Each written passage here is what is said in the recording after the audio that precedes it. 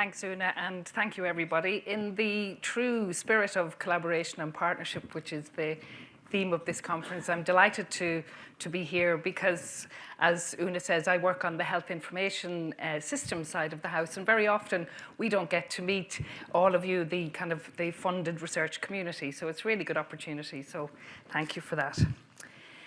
I thought in this presentation I'd give you a little bit of, I suppose, the HRB's space, if you like, in the health data, what we're doing, if you like, in terms of health data.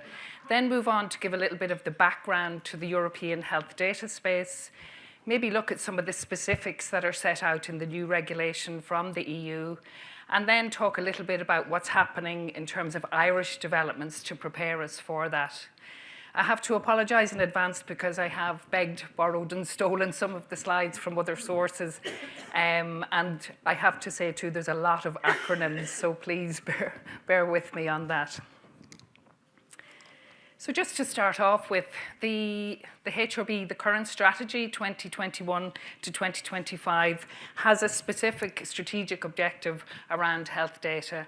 And it's around the promotion and enablement of the use of data to shape health policy, enhance healthcare delivery, drive broader research and innovation initiatives.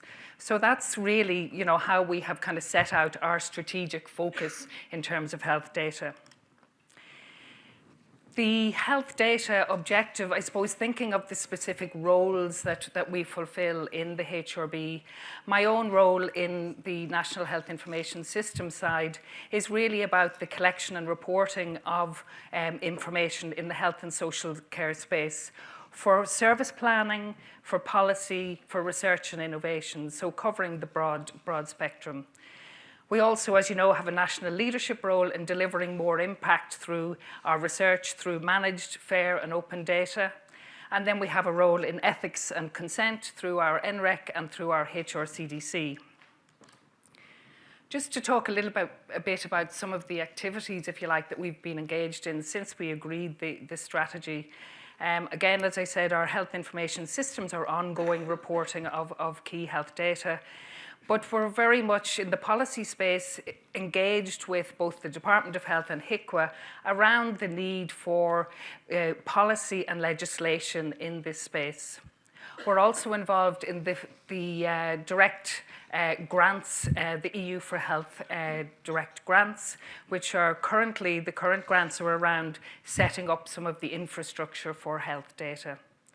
There's the secondary data analysis calls, which a number of you would be familiar with and have been successful in, and I've met a number already. There's our COVID-19 Research Data Hub, which I'll talk a little bit about. There's also our involvement in a European initiative called the TDAS, which was towards the European health data space, and HRB staff were involved in work packages, in a country visit to Ireland that really assessed where we're at with our health data and health information infrastructure. And then our work in Digital Europe around a federated genomics data infrastructure. So they're just kind of snippets, if you like, of the kinds of areas in which our reach in health data expands. Okay, so turn to maybe look at the European health data space and the context for it. This is a very busy slide, but it's really just to show you, if you like, the huge breadth of strategy and legislation that has been coming down the track from the EU. So starting with 2016 and the whole discussion about GDPR, which everyone knows that four-letter acronym, I suspect. But the introduction of GDPR in May 2018 and, the impact of that, if you like, on certainly health research. But there's the digital health strategy, an open data directive, to name a few. In 2020, a data strategy, a data governance act, 2021, a data act, and in May 2022, the publication of a proposal called the European Health Data Space. The EHDS, or European Health Data Space, is the first of a number of data spaces that the Commission is looking at. And really, they can be considered, I suppose, ways in which data in a range of different sectors, including agriculture, finance, energy, skills, how the information, where there is a breadth of information, how the information can be standardized, can be interoperable, can be better organized. And health is actually the first of these. So we're working through, if you like, the health data space as the first of these. As I mentioned, before the publication of the European Health Data Space, we had a joint action, which was an EU Commission and member states involved in, I suppose, working up what a European health data space should look like. And it was funded by the Commission with matching funding from member states. And it was coordinated very much through Finland, which has a very good and strong track record in the health data area. And 25 European countries participated, including Ireland, and a number of HRB staff and Department of Health officials took part in different work packages in that joint initiative. And really, that was a great source of learning, certainly where we sit in Ireland, around what people were doing in terms of supporting the infrastructure for health data and for health data linkage and sharing. The initiative is almost complete. It began in February 2021 and will finish its work pretty much in the summer. And really, I suppose, through TDAS, the proposals for the European health data space focused on 4 key pillars, which were around what do we need by way of legal and governance infrastructure for the work, what we need to do around data quality and data quality improvement and setting a framework for data quality. What kind of infrastructure do we need, particularly in the context of secondary data use? And then capacity building, looking at what kind of skills do we need in this space. And just to say, the European health data space covers both the primary use of health data and the secondary use of health data, which I think would be of interest particularly to this research community. I'll talk a little bit about the main provisions of the EHDS. It's a fairly extensive tome, so I'll just try to kind of summarize that.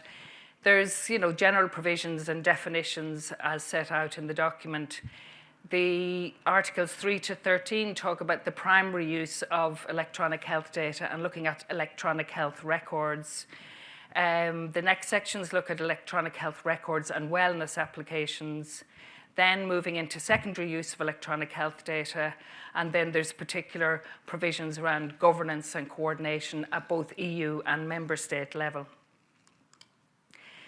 I'll try to focus when I'm talking about the areas a bit more on the secondary use, because I think that, this could be, of particular interest here.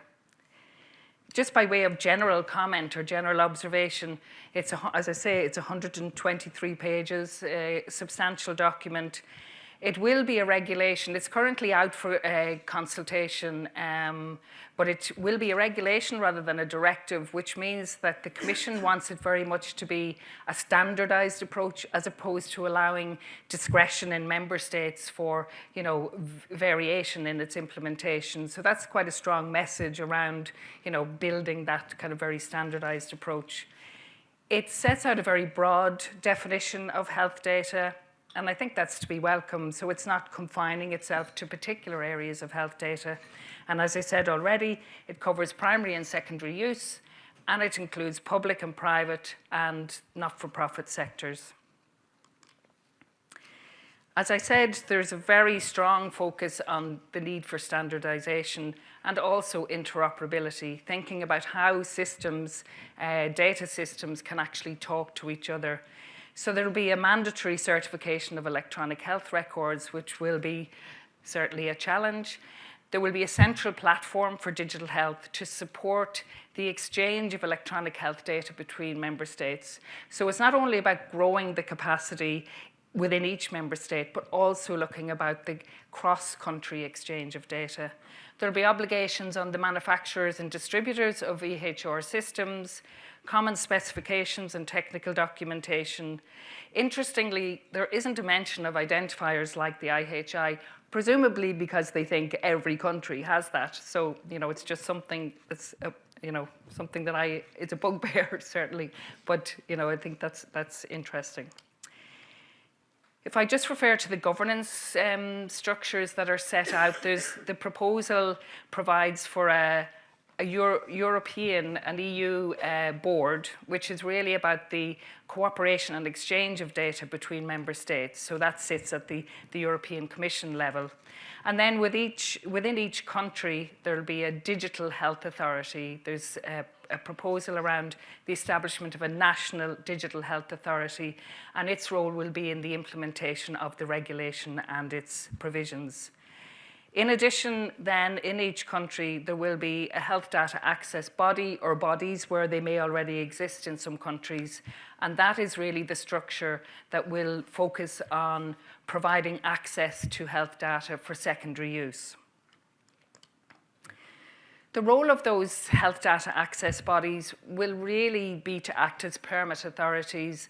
And I don't know if anyone is familiar with what's happening in Finland and Estonia, where those kind of structures already exist. But they will decide on applications for access to health data and issue data permits.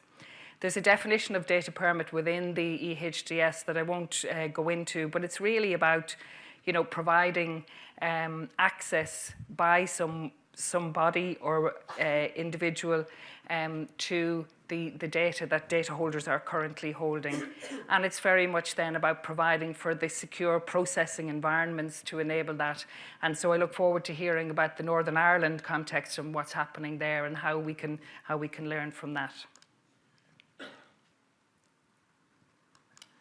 I just wanted to draw, a bit of, I suppose, attention to some of the work that we've been doing in the HRB over the last number of years. And really, they're actually helping to kind of bring together the thinking around, health data. Our DAZZLE proof of concept ran between 2018 and 2022. It just finished at the end of last year. And really, that was to provide a national conversation on the need for technical infrastructure in Ireland for data access, sharing, and linkage. And there was great learning from that, I think, that will really assist in the Irish context around what that health data access body model will look like in an Irish context, and what we need by way of technical infrastructure to do that. Also, our work in the COVID-19 Data Hub that some of you may be familiar with, that was a partnership between the CSO and the Department of Health, running since 2020, and really developing a mechanism to provide access to COVID-19 data for research purposes. As part of that, a Research Data Governance Board was set up as a central point of application for receipt, screening, and review of data requests. And again, that provides significant learning around how you work through that kind of applications process. Just to turn then to look at secondary use of data, I deliberately put all these categories on one slide, so I apologize for the very small font, but I wanted to just show you the extent, the breadth, if you like, of the categories of data that are actually covered in the proposal. So it includes EHRs, electronic health records, genomic data, data generated through administrative data sets like the ones we have in the HRB, population-wide registries, data from clinical trials, data from biobanks. So, it really is the broad breadth of health data, that is incorporated in this proposal. And it sets out the purposes for secondary use. Again, these are extremely broad in that they allow for activities for reasons of public interest, health surveillance. You can see very much the impact of COVID and I suppose the suggestion of the need for sharing of data across member states and ensuring high quality and safety of healthcare, but also supporting public sector bodies in the sector to carry out their tasks, official statistics, education training activities, scientific research, medical devices, innovation, personalised healthcare. So again, a very broad sweep in terms of the purposes for secondary use. The mechanisms for secondary use, I've already mentioned the establishment of the Health Data Access Body, and I suppose looking at building on another piece of EU legislation, excuse me, the Data Governance Act, and looking at how the interplay between those pieces of legislation, how that's going to work in practice. The proposal sets out the tasks and reporting of each of those access bodies, the duties for data holders when obliged to make data available, the possibility of fees for making data available, penalties for misuse, and then the applications and permits process. There's quite a lot of detail around how these health data access bodies will actually function. There's quite a lot also, as I mentioned, it's kind of a cross-cutting issue around data quality in secondary use. And the access bodies, when established, will set up a metadata catalogue, which will really detail all of the data sets that will be held in the access body, and it will have quite a lot of detail around the data sets themselves. The Commission will establish an EU-wide datasets catalogue, so it's really trying to put a structure on exactly what we have by way of health data, and there will be a framework, a data quality framework, and a utility label, which will really set out the kind of technical aspects of quality, excuse me, data quality management, and the coverage of systems, for example. So what are the benefits, just kind of in a nutshell, just standing back from the detail and really, I think, easier access to, excuse me, oh, my water's gone, no worries. Easier access to large amounts of data in a more effective way. Sorry. Oh, great, thank you very much. I say less expensive way because we know, like, if we want to look at linkage of data, it can be costly, can be very time consuming, and can be very challenging.